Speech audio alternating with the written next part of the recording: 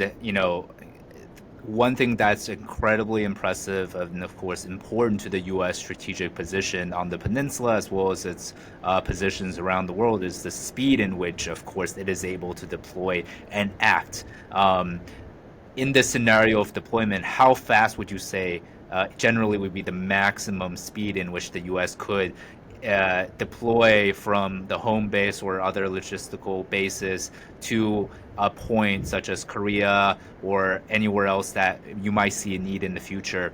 What is the maximum speed in which the U.S. can do so when it needs to be fast? Not necessarily efficient, of course, but when it needs to be fast. Right, and so it starts with how we doctrinally call the strategic mobility triad, right? And so we have forces, we have equipment that's pre-positioned in the theater, and so there's equipment stocks that are positioned throughout the world, U.S. equipment stocks that are ready for forces to fall in on, and then the other two legs of the triad are strategic air mobility and strategic sea lift. And so when we deploy forces from the continental United States to anywhere globally, there's multiple layers of movement that are occurring near simultaneously. And so very quickly we could generate personnel to be alerted and deploy within 18 hours and be moving to a point of need. And so for however long it takes to fly from CONUS to point of need. And so here in the Republic of Korea, and I've flown multiple times here, it's if you're flying from the east coast of the United States to Korea, you're looking at about a 14-hour flight. And so within 14 hours, we could have force elements here that could fall in on pre-positioned equipment that could be integrated into the fight. Then when things are moving by sea lift, it's moving much slower. But even with that, there's equipment that's pre-positioned at sea that would begin steaming here, and then equipment has to get loaded in the States to be put on sea lift to come over here. So in that case, you're talking in terms of weeks to be able to bring large force elements here to the peninsula. But on the Korean Peninsula, one thing we have here is a permanent presence of U.S. forces on the pen. And so the U.S. Joint Force maintains a force of about 28,500 soldiers, sailors, airmen, Marines, and Guardians here on any point in time. And that really is our initial set of capabilities that we would fight tonight with.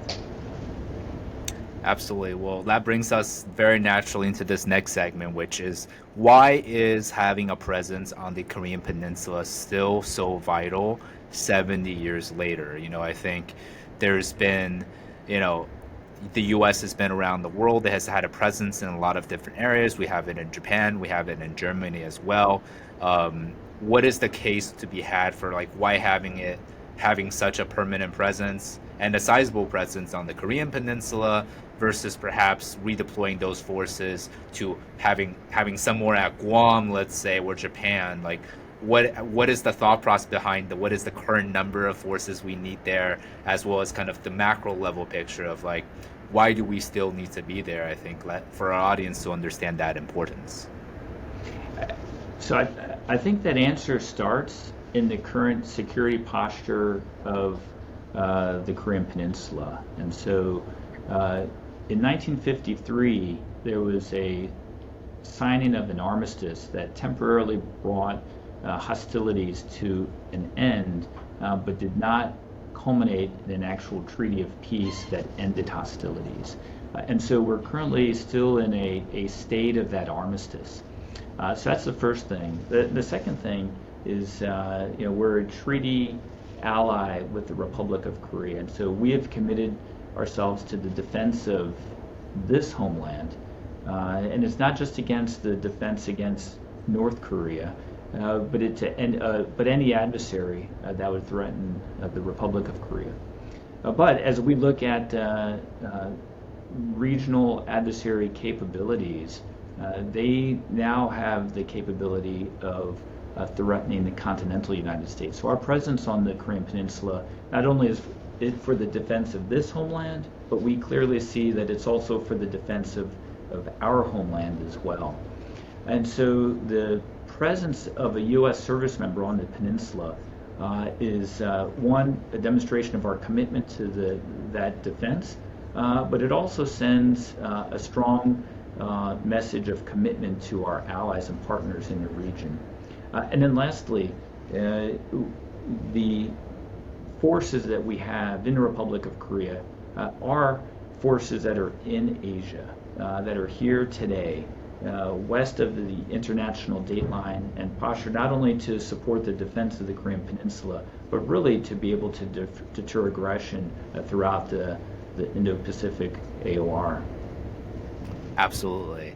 And towards that response, how have you ensured that logistical operations, especially, are staying flexible and capable of responding both perhaps to military operations as well as humanitarian options if needed? Has that been the case where the forces have been deployed for other missions as well in the region? Yes, and so being able to maintain a certain amount of flexibility to be able to respond to any humanitarian requirement, but definitely to be prepared to respond to a hostile act and be able to quickly transition to conflict really begins with a solid understanding of the operational requirements. And so all of us on the ROC side and on the U.S. side, all of us sustainers are first oriented on the operational plan so that we know what it is that is expected to be done operationally in the warfight. And then the next thing is it includes an understanding of the threats as well as operational activities that are going on day to day.